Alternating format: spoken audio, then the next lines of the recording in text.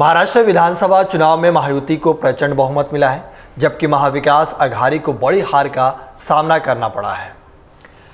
विधानसभा में मिली बड़ी सफलता के बाद महायुति राज्य में सरकार बनाने की ओर बढ़ रही है। हालांकि नतीजे आने के 8 दिन बाद भी अभी तक सरकार का गठन नहीं हो सका है। महायुति का मुख्यमंत्री कौन होगा, इस पर अभी भी सस्पेंस बरकरार है। साथ ही कार्यवाहक मुख्यमंत्री एकनाथ शिंदे पहले ही प्रेस कॉन्फ्रेंस कर मुख्यमंत्री पद से इस्तीफा देने की घोषणा कर चुके हैं और अब उन्होंने कहा कि जो भी भाजपा आलाकमान कहेगा वो मानने के लिए तैयार है। लेकिन चर्चा है कि एकनाथ शिंदे ने महायुति से राज्य का घरेलू हिसाब मांगा है।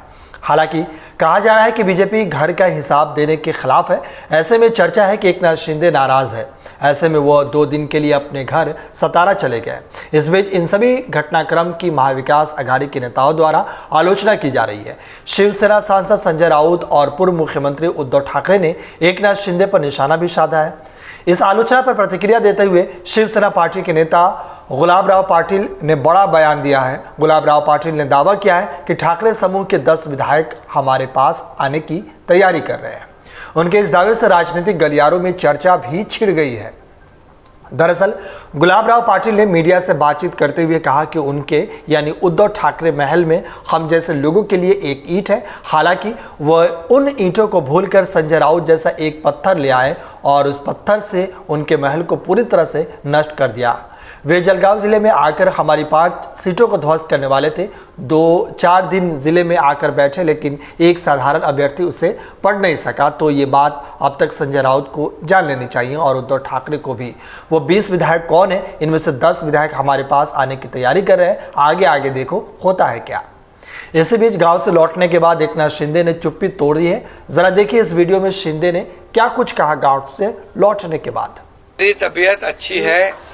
मैं यहाँ पर आया था रेस्ट करने के लिए। अभी बहुत काफी भागदौड़ हो गई चुनाव में। मैं एक दिन में 8-8, 10-10 सभा ली थी और मैंने कोई अभी तक मेरे 2-2.5 साल के कार्यकाल में छुट्टी बिट्टी कोई मनाता नहीं। मैं यहाँ भी आता हूँ, यहाँ भी जनता दरबार होता है, लोग आते हैं। अभी भी लोग आए मेरे को मिलने काम के बहाने। वो यहाँ आने के बावजूद भी मुझे लोगों से मिलना है।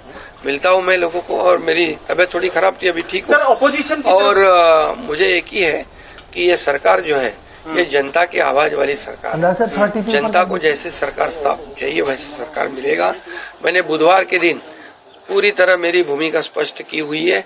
आदरणीय प्रधानमंत्री जी, आदरणीय गृह मंत्री अमित भाई और भारतीय गृह मंत्रालय को लेकर के कोई मांग है क्या आप लोगों की? भारतीय जनता पक्ष के अध्यक्ष नड्डा जी जो मुख्यमंत्री पद के बारे में तय करेंगे उसको मेरा पूरा समर्थन मैंने ऑलरेडी दे दिया है। ऑलरेडी दे दिया है। आप ही कुछ बोलोगे क्या मुझे बात करने? पूरी तरह मैंने मेरा समर्थन दिया है। उसके लिए कोई किंतु परंतु नहीं है और स्पष्टता से मैंने कहा है। मैं पूरी स्पष्टता से मेरी भूमिका व्यक्त करने वाला कार्यकर्ता हूँ और मैंने जो काम किया है, जो नेतृत्व किया है मैंने और हमारे दोनों उप मुख्यमंत्री और हमारे सहयोगी ने, जो आज तक के तुम कितने सालों से पत्रकारिता करते हो, जरा खाली थोड़ा याद करो कि आज तक के इतिहास में इतने बड़े 2.5 साल के अंदर इतने बड़े पैमाने पे डेवलपमेंट और इतने बड़े पैमाने पर वेलफेयर स्कीम जो कल्याणकारी योजना कभी की थी।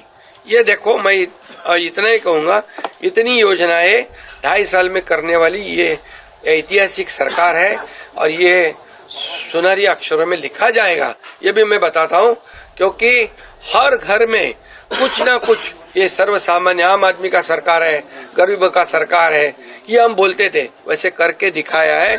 इसलिए 2.5 साल में उन्होंने हमें इतना बड़ा आशीर्वाद दिया है कि पूरी तरह विपक्ष को विपक्ष नेता भी नहीं मिला है। इससे आप पता करो कि ये सरकार ने इतने कम समय में हमने जो काम किया है इसका नतीजा है। और मैंने पूरी तरह कहा है, मोदी जी अमित भाई जो कहेंगे उसे पूरा हमारा समर्थन है और निश्चित रूप से अभी मैं एक ही बात कहता हूँ, सरकार स्थापित हो जाएगी, अच्छी तरह से हो जाएगी।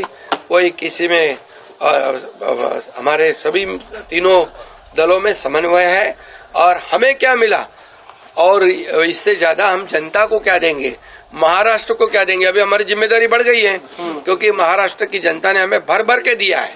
अभी हमें उनका विकास करना है, ये योजनाएं को आगे बढ़ाना है। इसके पीछे हम काम करेंगे।